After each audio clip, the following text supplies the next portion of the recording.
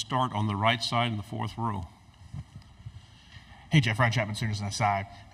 In the you just talked about learning from Brent in year 1 to year 2, but what did you learn in that first 6 months as you guys were putting the roster together, as him coming in as a head coach or DC to be head coach, same thing that you're kind of going through? Yeah, I think as much as anything, still trying like heck to protect the pick and protect the locker room, addressing the needs that are on your roster immediately, while making sure you're getting the right people at the same time, which is easy to say and hard to do. But he was passionate about that, which was incredible for me. On the aisle, third row. Kaylee Jo Hummel, OU Nightly. Jackson Arnold had nothing but praise for you yesterday. Do you think that he's ready to compete as a starting quarterback in the SEC? I absolutely do. This is a guy that, again, was as good as there was in America coming out. Got better every single day for the calendar year that we had him, and we'll play at a really high level. Right side, second row.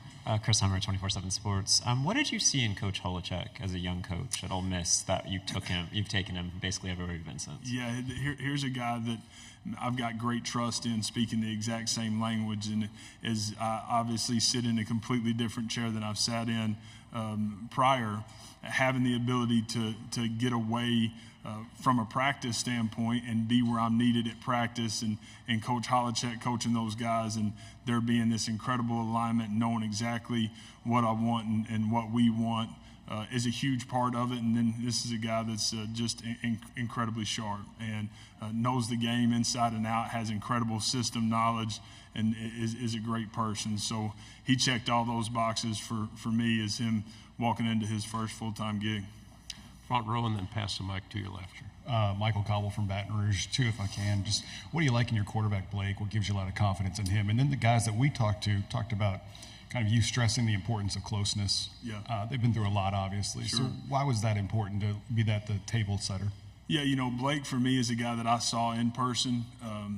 Obviously, a couple of different places, but I saw a guy that played with an incredible amount of passion, had all the physical tools.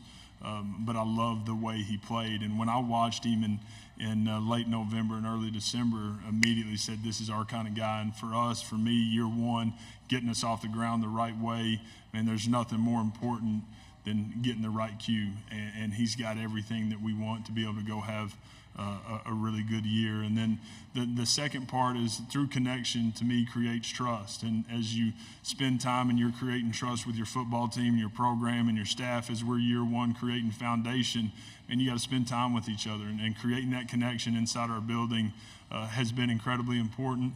I think when you feel connected with people, you'll give a little bit more, you'll be a little bit more accountable, and not wanting to let somebody down. Front row on the right. Eric Bailey with the Tulsa World. Jeff, I apologize for looking back and not going forward, but I've been asking a lot of people about the final drive, Texas-Oklahoma last year. Just can you take me back through that drive, just the play calling and the final scenario, the final throw? Did you ever replay that drive in your mind and just the final impact of what it meant just for you and for the program last year? Yeah, that was obviously an incredibly special moment, and you go back to guys that we leaned on in our time there as we were getting that thing off the ground, and Drake and Dylan to be able to get that drive going and then being able to go execute on the last play down there. There's a ton of special moments inside that. But for me, at some point, I'll probably reflect a little bit more than I have. But an incredible learning experience. There's familiarity, obviously, with Texas inside the league. We go there this year, and that's a good thing as well. Front row, AP. AP Stedham, AP and Kelly, as we see at Syndicate Radio. Coach, who's the person who gave you the best offensive point that you present to your team, no matter where it is? And then you've been to a lot of opening fall camps, and the head coach made the speech. Yeah. So you've probably been thinking about this for a while. What's something you would share that you might say in the first meeting to get the ball rolling for your team? Yeah, I think making sure that our guys understand, be exactly who we're meant to be, and don't be anything more than that. Everybody inside the room has this role, and embrace the role, take the role, and run with it. Everybody's role is a little bit different than the guy sitting next to him, but embrace your role, chase it with great attitude and great effort and great energy every single day, and let's be thankful and grateful we're getting to do what we get to do. On the right. Mike Roach, 24/7 Sports. Wanted to get your thoughts on the changing recruiting calendar with moving up earlier with being able to contact underclassmen, dead period all of July next year. How does that change kind of your overall strategy, and what are the pros and cons, I guess, you see of it? Yeah, I think it's just continuing to speed everything up, speed the process up. I do like the signing date moving up in December so that you don't have those open weekends. You can truly focus on your football team as you get ready for bowl prep and they're taking finals and doing those things. I think that's the right thing. July being all the way dead, you know, there's two sides to that. You know, right now it just really cuts out about 6-7 days, 5 days of it being open. So for us, we're always going to find ways to adapt and then find a way to try to create advantage and go play by the rules. Left side on the aisle. Jeff McCoskey, WXXV Sports. Kind of going off of that question, in-state recruiting can be so important, especially in a state like Mississippi that has so much talent. What do you like most about your freshman class, and maybe what do you like about Kai McClendon and what he can bring to the table? Yeah, you know, I was incredibly proud of our staff for being able to go sign the class that we signed in a matter of 12, 13 days. We've got some great young talent inside the building, which I'm really excited about. To me, that's how you build it to be able to go sustain. Is you do a great job inside of 5 hours, you give yourself the ability to be a developmental program and not live in the portal, but just go attract the best ones to address needs. And there's a lot of guys inside that freshman class, from the 4 receivers to a couple of D linemen like Kai that, again, had a great senior year. And then you look up, and this guy doesn't have a ton of opportunities, and he ends up playing for us here at Mississippi State, which is a credit to him and how he played as a senior. Back row and then pass it forward 2 rows. Vince Ferrara, 99.1 The Sports Animal in Knoxville. You guys play at Tennessee this year. I'm wondering if you can share some memories and some things maybe behind the scenes that in your relationship and working with Josh Heupel when you did, and some of the things he influenced you on. Yeah, Forever indebted to Hype, our relationship and the trust and everything that we've both been through to get to this point. No way I'm sitting here, obviously, without him and my experience for those 2 years at UCF.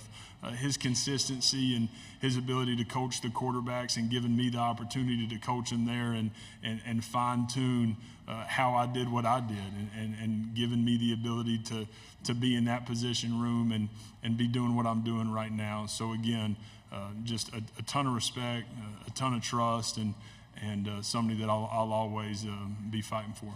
Left side, back row.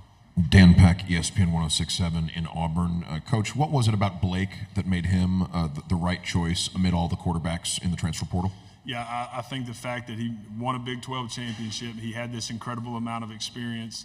You know, you put the tape on, and again, for me, is this guy our kind of guy? Like, I feel like we've got a pretty good eye for that, and he definitely is. His ability to extend and make plays on the move and throw off platform, but then his ability to make every single throw inside the pocket so that we can stretch the field vertically and horizontally is a huge deal for us. And again, his toughness, his edge, his leadership, all those things were the things that said, hey, this is our guy, let's go get him.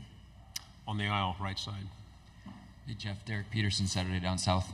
Yesterday, the conference announced a partnership with Sonic, and I saw a bunch of people joking that Oklahoma is taking over the SEC already. We got kind of deep roots throughout the league with coaches that have moved on to other positions. I guess for you, you've been at Oklahoma, you've been around the SEC. How does that program fit within just the overall culture and vibe in the SEC? Yeah, I think it's got great history and it's got great tradition, and that's what our league is. We are a league that is tradition rich. You go to all these different places inside our league, and it's incredible atmospheres on game day, and so there's great familiarity for them to be able to do it at a big-time level, and that's, to me, why it's a great fit. 3 questions. We'll go on this side and then there and then back. Tyler Shaw with KBTX in College Station. Jeff, what do you want your identity of year one to be, and when you kind of look back on this first season, what would you like to be kind of known for? You know, as we go into it, I want people to watch us play and say, these guys play the game the way it's supposed to be played. They're fast, they're fearless, they're physical. They do a great job situationally. They take great care of the football. It is all about the ball. So take care of it with your life and then go get it on defense. And so for us, that's what I want people to say, and understanding that there's a standard in how we do what we do, and let's uphold that every day. Stay on the third row. Jesse Doherty with the Washington Post. Jeff, in the NIL era, when you guys get a verbal commitment, how do you and the staff treat that? Like, you still have to basically recruit as much as you maybe did beforehand, given all the different options and the ways this stuff works? Yeah, I think it's very specific to the recruitment of that kid, and what is he doing on his side of the coin? Is he still going to other places, or has he shut his commitment, his recruitment down, and understanding that every situation's a little bit different. So very, very specific to the kid. Left side. Coach Reed Darcy with the Advocate in Baton Rouge. I'm wondering, with revenue sharing on the horizon coming to college sports in the not too distant future, I'm wondering how that will affect a program like yours at Mississippi State. Yeah, as we move forward into that model, when that does happen, I think all of us will have a little bit better idea of what it needs to look like on a day-to-day. For us and the rules that we're playing by right now, I'm going to continue to focus on that. And we've got incredible amount of leadership and administration with Zach and with President Keenum, longest tenured SEC president. And so those guys are going to put us in a great position to go get done what we need to get done from a roster standpoint. We'll go one more question in the back. We have time.